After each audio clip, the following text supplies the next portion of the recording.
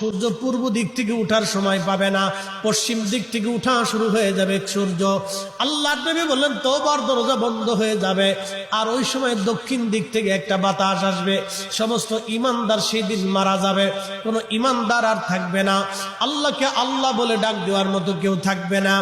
আল্লাহ ইসরাফিলকে বলবেন, ইসরাফিল সিংহায় ফুঁক দাও।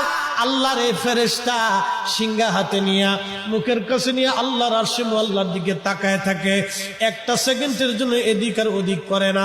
কখন রব হুকুম দিবে সিংহায় ফুৎকার দেওয়ার জন্য, যখন সিংহায় ফুৎকার দিবে, কুরআন বলতেছে ইদাস সামাউল ফাতারাত, আকাশ ভেঙ্গে ভেঙ্গে